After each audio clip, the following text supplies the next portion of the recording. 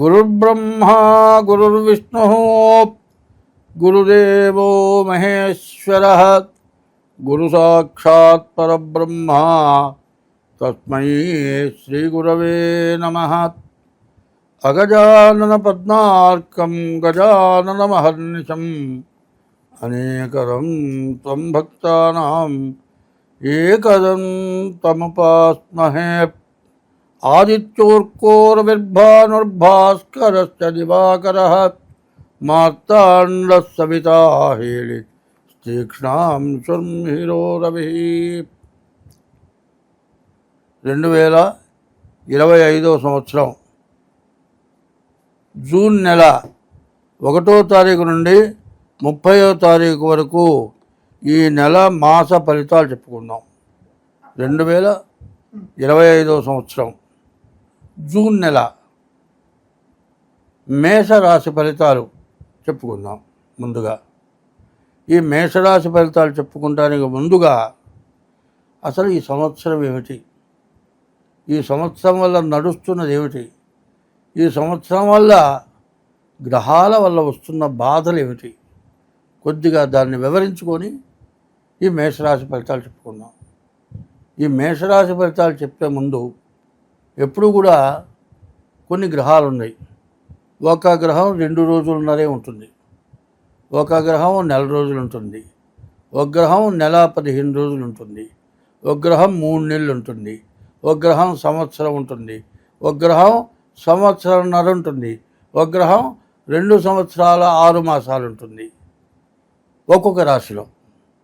ఇట్లా ఉండే గ్రహాల్లో ఎక్కువ టైం ఉండే గ్రహాల్లో 3.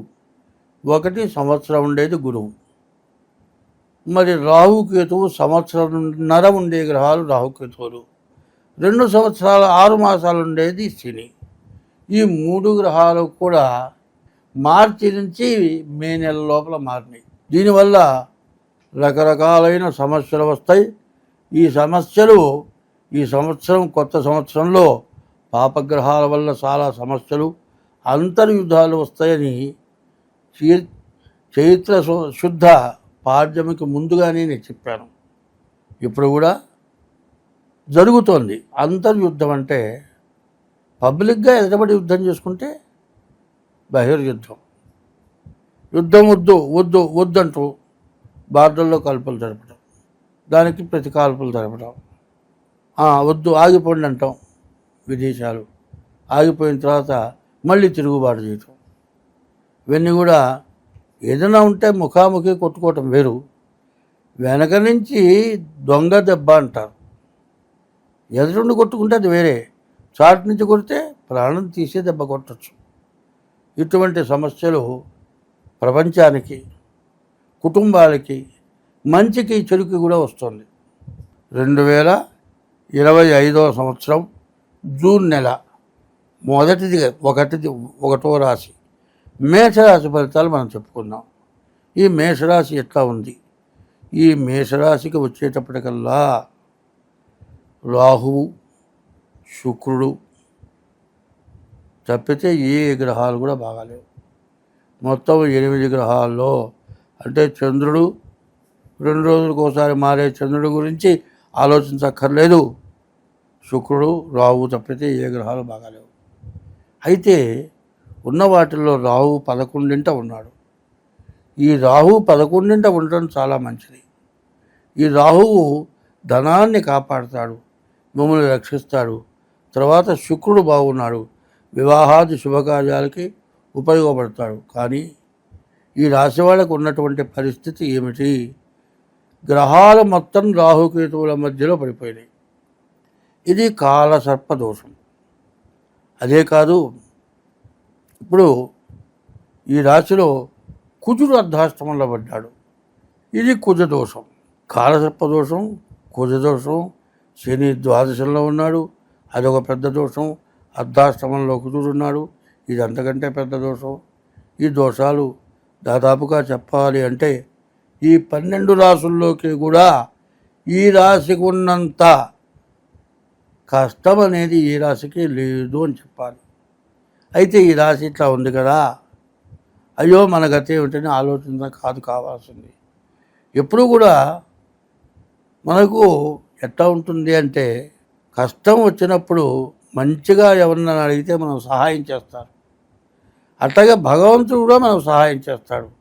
కాబట్టి మనం ఏం చేయాలి? శనికి 19,000 జపం చేయించుకొని నల్ల నువ్వులు దానం ఇవ్వాలి. కుజుడికి 7,000 జపం చేయించుకొని కందులు దానం ఇవ్వాలి.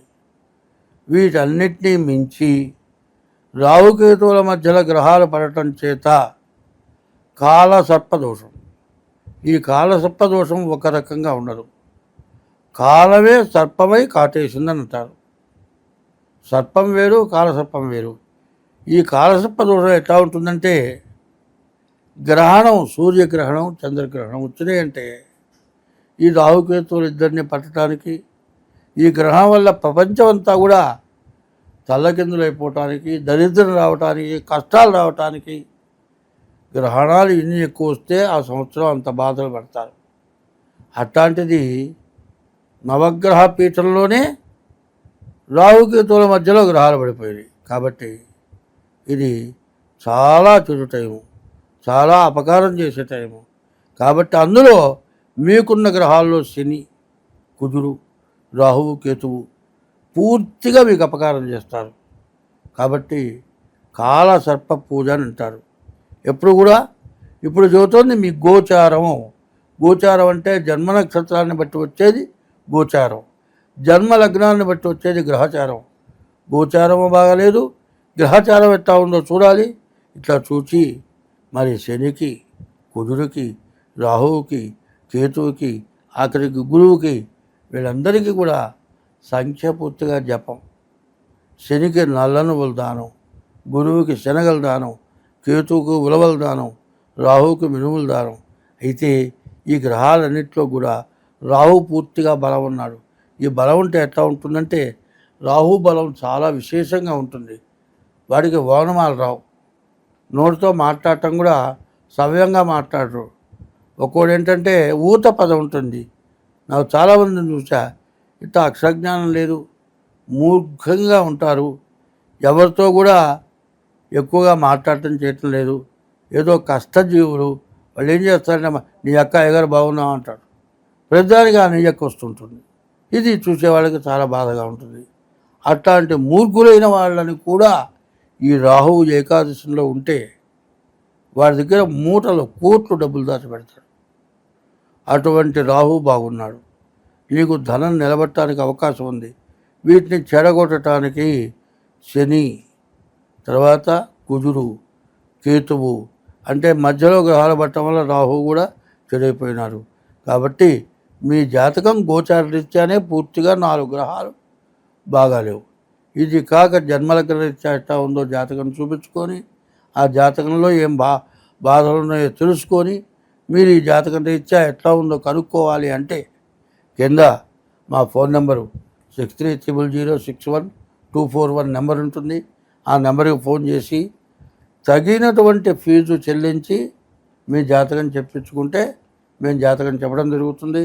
అయితే ఒక పెద్ద ఆఫీసు పెట్టి పెద్ద హంగామా పెట్టి ఎక్కువగా ఫీజులు వసూలు చేసి మరి పెద్ద చూడటానికి చాలా అలంకరణగా అబ్బో ఈ ఆఫీసే చాలా పెద్ద ఖర్చు పెట్టాలి, పెద్ద జ్యోతిష్యుడు అనిపించుకుంటే అటువంటి పద్ధతులు నాకు లేవు అంటే ఎవరిని అంటాలని నా స్వభావం అది. మీ దగ్గర డబ్బులు వసూలు చేసి ఓ పెద్ద ఆఫీసు పెట్టి దాన్ని పెద్దగా మెయింటైన్ చేసి ఈ ఖర్చులు మీ మీద వసూలు చేయటం అది నా ధర్మం కాదని నా ఉద్దేశం. ఆ ఉద్దేశంతో అందరూ బాగుండటం కోసమని నేను తీసుకునే ఫీజు తక్కువ ఉంటుంది, చెప్పేది కరెక్ట్గా ఉంటుంది. మీరు ఈ మేషరాశి వాళ్ళకి చెప్పాలంటే చాలా కష్టదశ అని చెప్పాలి. ఈ మేషరాశి వాళ్ళు తమ జన్మలగ్న రీత్యా ఎట్లా ఉందో చూపించుకొని మీ జాతకం తెలుసుకోవటం చాలా మంచిది. అదే కాదు, ఎవరి వృత్తిలో కూడా ఈ చెప్పింది బాగా మనస్సులో పెట్టుకొని మన దగ్గర ఉన్నవాళ్ళు, మన తోటి వాళ్ళు సక్రంగా బతుకుతున్నారా, వాళ్ళు తింటున్నారా, వాళ్ళ బతకగలుగుతున్నారా ఆలోచిస్తే అడుక్కు తినేవాడు మాత్రం ఎక్కడా ఉండడు. అడుక్కు తినేవాడు లేకుండా పోవాలంటే నీ దగ్గర బతికేవాడు వాడు బాగుండాలని కోరుకోండి. అట్లా కనుక ఉంటే అడుక్కు తినేవాడు లేకుండా పోతాడు. నేను బాగుపడ్డాను, వాడు అడుక్కు తింటున్నాడు అంటే ఏ రోజైనా కూడా వాడి గతి నిగ్గురపడుతుంది.